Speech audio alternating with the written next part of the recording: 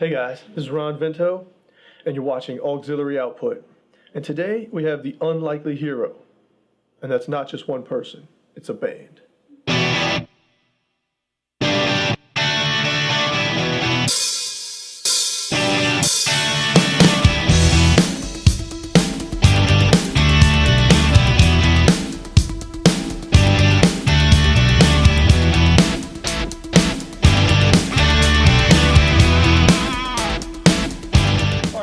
So today on the show, we're fortunate enough to have Phil and Dave from the Unlikely Hero, one of the few, truly original bands from around here.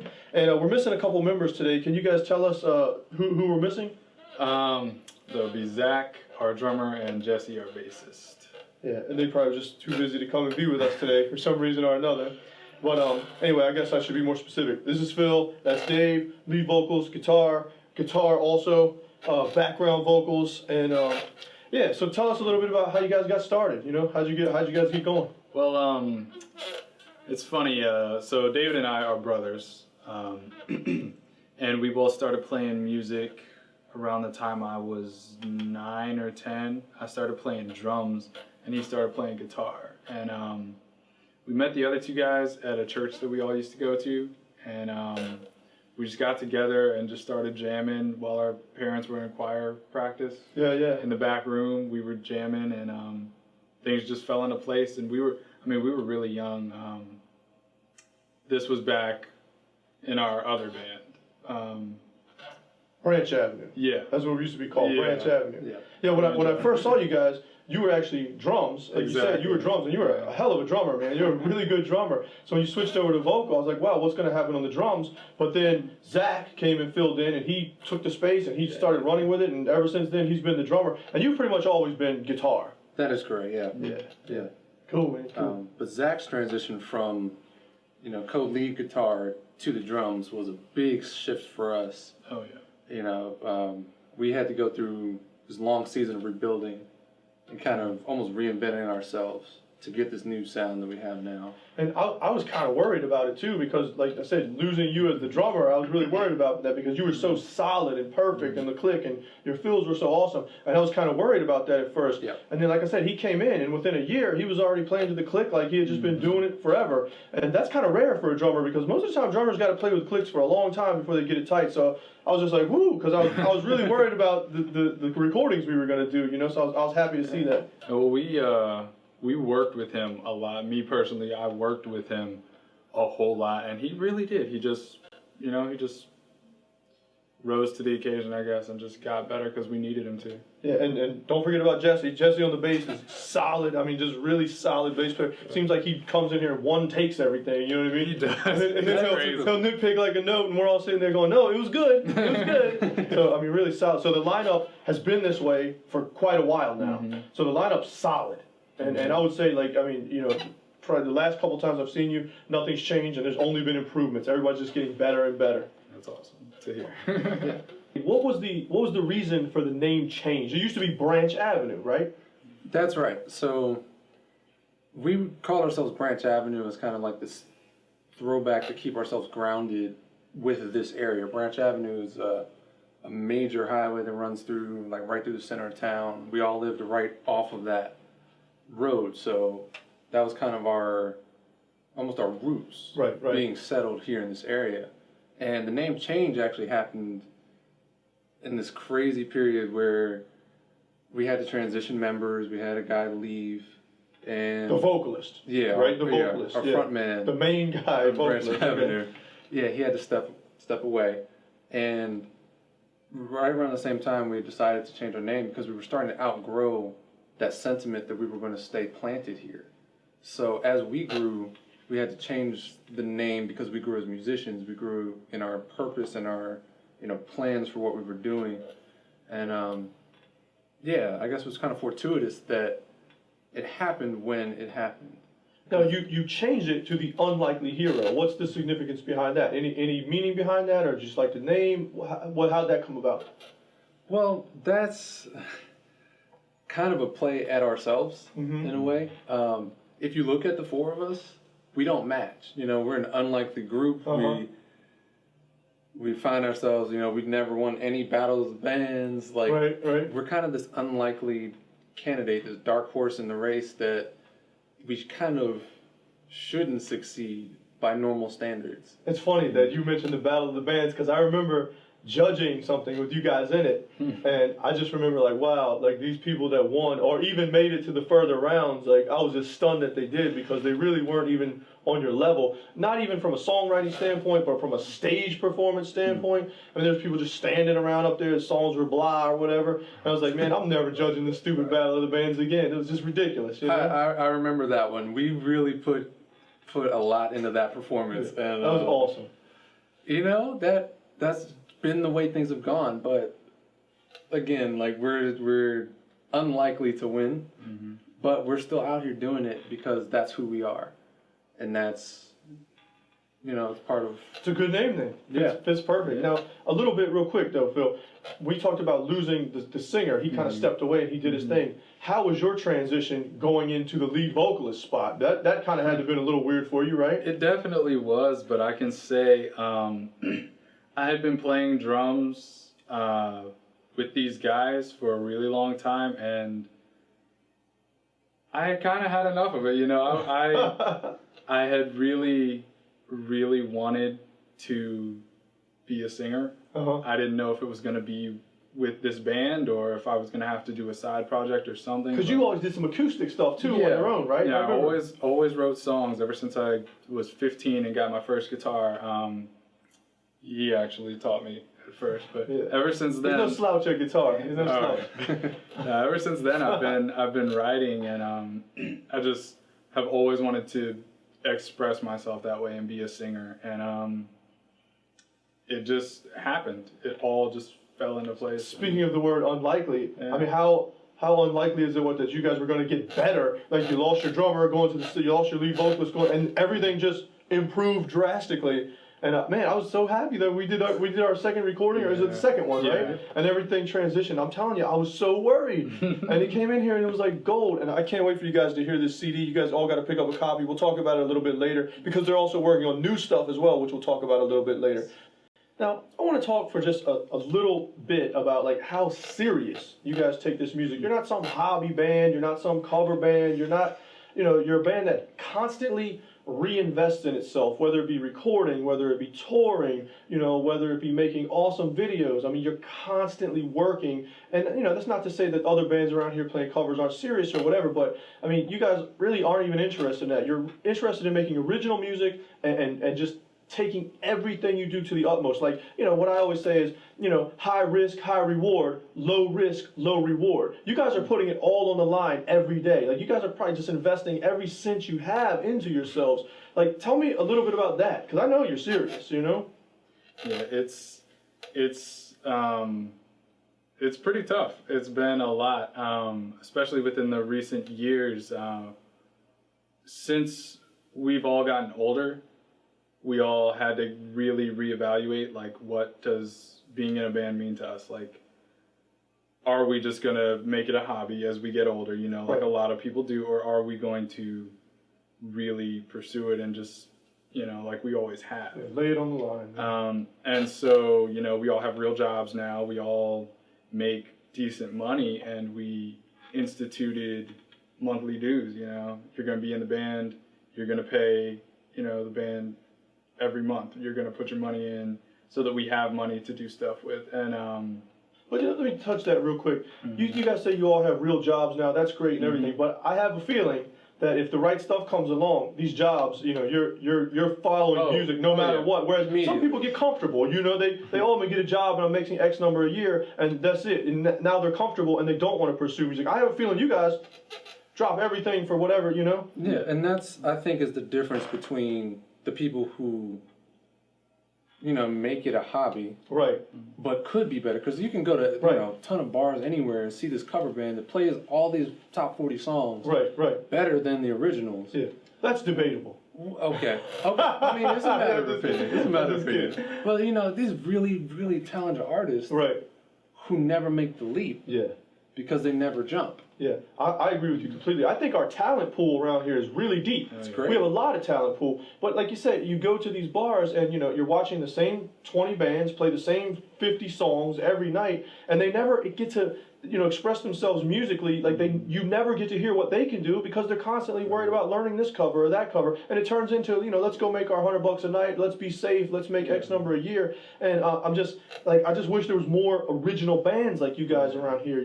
It's important. Well, I think there's this, like, we fantasize about the olden days when you could be a band playing in some dive bar in your hometown, and all of a sudden some talent scout would be out there looking for you, and you get picked up. Right. And, you get discovered, and all of a sudden you get signed to a 3-album record deal tomorrow. Yeah. But, like, that doesn't happen anymore. Not anymore. No way. So in that career path, like, you have to realize no one's gonna believe in you to do it until you believe in yourself enough to do it. Right. I agree with you completely, man. Like, what are you already doing? The labels are going to look at you and say, what are you already doing? How much stuff are you selling? Where are you touring? Who are you opening for? And you're right. The days of somebody, labels used to have people that come in, they talent scouts. They would go around the bars and they'd find people or whatever. And that stuff's gone, man. And I think now, I was on a show the other day and said, what do you have to do? How do you have to, make it? What do you have to do to make it? I said, well, there's a band called the Unlikley Hero. Just do what they do. And if you're good, you'll probably make it. And I'm not kidding with you. That's what I said just on a show the other day. And I really respect what you guys do, man. And you're one of the few bands around here that actually do it for real. And like you said, high risk, high reward. If you guys make it, you're going to make it big. If not, whatever. You gave it everything. You're not going to look back when, you're 80 and be like, man, we should have tried this. You really tried it. Yeah, that's the goal. Yeah, now let me ask you something to try to transition into something else. We talk about these bands, and you see the bands. We're going on tour, whatever. And you say, oh man, we're going from Maryland to Pennsylvania, and then back to Maryland. Like, I wouldn't call that a tour, but you guys really tour. I mean, you go from Maryland to California and back again. Tell me how hard that is to set up when you're an original band like that. That's pretty tough, right? It is really tough. Venues. It depends. Different spots, you might get lucky. A lot of venues have no respect for a local artist from across the country that they've never heard of that isn't playing top 40, So it's a process, Booking is definitely a tough process. We've gotten a little bit, I think I've gotten a little bit of a formula of what to send in an email to get people to get us on some pretty good shows, and but it's not like you're out there like living it up and like you're sleeping in a van half the time. You're looking for a place to stay. Yeah. You're worried about selling a CD to probably have some food or whatever. Oh, yeah. That's called grinding. That's called putting in work. Yeah, it's not glamorous by any stretch of the imagination. Oh man. And you have to realize that going in. But again, like, if you're not willing to go do that, then no one's going to be willing to, front the money for your tour bus either. I agree with you completely. Like, that's not. I always say I look at these bands around here, and they put minimal effort and expect max return. It's just crazy. You have to give max effort all the time. Just like a professional athlete, you got to practice every day. You got to grind all the time. You're not going to get to somewhere, you're not going to elevate your status by just putting in minimal effort. That's what I see around here a lot of times. Like I said, there's a lot of great bands around here, but I see bands, oh, we rehearse once every other week or something like that. How are you ever going to get good if you do that? You got to really put in the work. Yeah. About like the last CD you did, and you're in here again doing another project now, but let's talk about the first project. It was actually your second recording, I believe, but your first real project with me.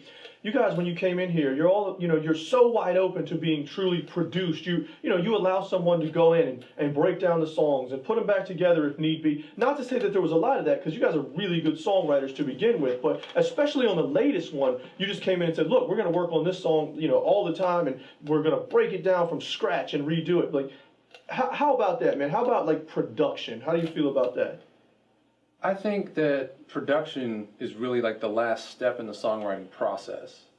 If you can find a producer that you trust as a artist in their own right, then you can bring your stuff to them and trust that input for is the sixth man on the squad. Right. You're just coming in and making your song better because he's bringing in fresh ideas from outside of the group. Yeah. Once you've tooled around in the garage or your practice space with songwriting, you've got all the ideas that you can come up with inside of your group. Right. It's a kind of about exploration. It's like we come in here and we throw ideas back and forth, and we kind of see what sticks and what doesn't stick. Like everything I say is not great, and everything that I say is not the perfect scenario. But at least we try it, and if it's good, it sticks. If it doesn't, we just throw it in the trash and move on. And we've worked together so long, and we're all so wide open, and we don't have egos. It's just like we're all ready to say, oh no, that was a bad idea. Let's move on. You know, no one ever has no one gets mad or angry about that. And that's one of the most fun things about recording with you guys. You're so wide open to that. And you know, about the actual recording process. Like when you guys come in here, you know, how do you feel about that when you actually go into the studio? Dude, it's so much fun. We look forward to it so much. Whenever we're writing songs, it's all we're thinking about is coming in here and showing them to you and getting all the ideas and everything, and it's so much fun. You know. It's so good to like have a band and say, oh, it's fun, because I think when you're prepared, it becomes fun. But when you come in here and you're not prepared and you're stumbling over everything and you don't know how to sing your lines or you don't know what you're going to play. Like I know we do production and we make stuff up on the spot sometimes, but so many bands are like fearful of the studio. They call it that red light syndrome. The red light goes on and you fall apart, you know? And you guys that never happens with you. We just continually work and make things better. And I feel the same way. Like at the end of a 10, 12-hour day with you guys, I feel like we've been in here 2 hours, you know what I mean? And anyway, speaking of the recording, the last CD, what was the last CD called? Not the new project, but the last CD. The Road That We Travel. The Road That We Travel. And what I would like to do, if you guys are cool with it, is just take a look at a video. We're going to watch this video called Potential, which you guys kind of put together when you was out on the road a little bit, clips here, clips there. And I actually got a few videos out there. There's one that I particularly like, sort of a popular one called The Kid That Never Did Anything Right. You guys should also check that one out. But for now, let's take a look at Potential. I've been living on the road like a gypsy, and everyone I know thinks I'm crazy, 'cause I've been spending all of my time finding new mountains to climb, when I could have had a free ride, but I traded it for late night drives, hoping my tired eyes to Midwest skies. Sit back and hold on tight. The road only goes on from here, and it's gonna be a long night.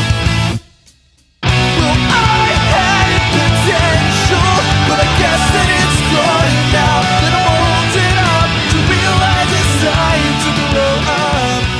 I'll say it's a good thing that I'm not here. All right, so Phil, like now for the latest stuff you guys have been doing, like the stakes went up, the ante went up, everything went crazy, and you were like, hey man, we're gonna come in here and we're going like full. Not that the last one wasn't amazing as it was, but you just said, look, we're throwing all that to the wind and we're just upping everything, and the budget went up and the time went up and the attention to detail went up. So tell us about this new song, A Better Life. What do we need to know about that?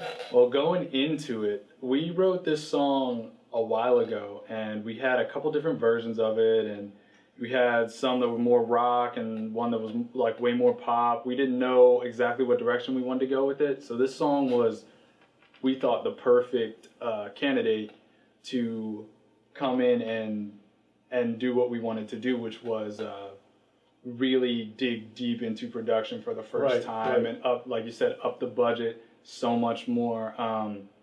That's something that we had been meaning to do.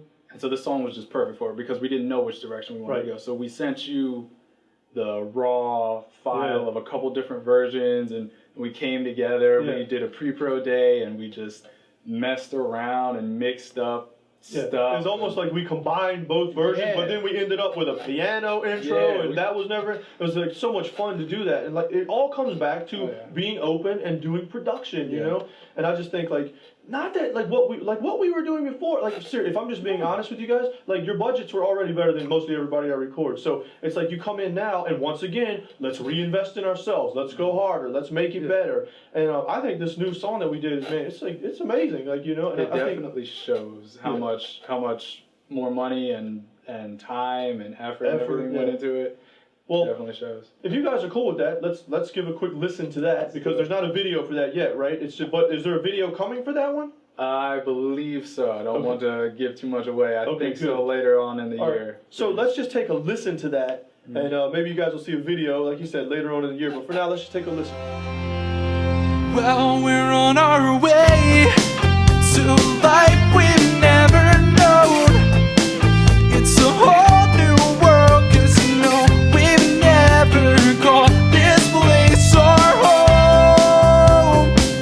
Whoa, we've been holding on for something beautiful.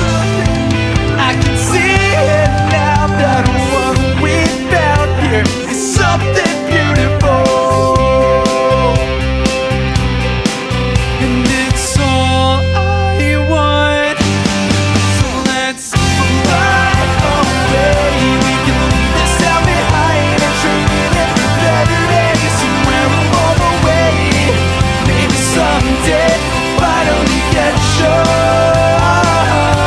to all of the dreams that we're chasing, but putting it away. That's why we're hopelessly racing the sun across the sky. So we will find the love of our lives. So here's the plan. Tonight we live for the first time. We'll make this up. It's been, like, I've been wanting to have you on this show probably since episode 1, but, you know, we got to make room for everybody, and we kind of wanted to wait until you had this new song ready to go to get you on here.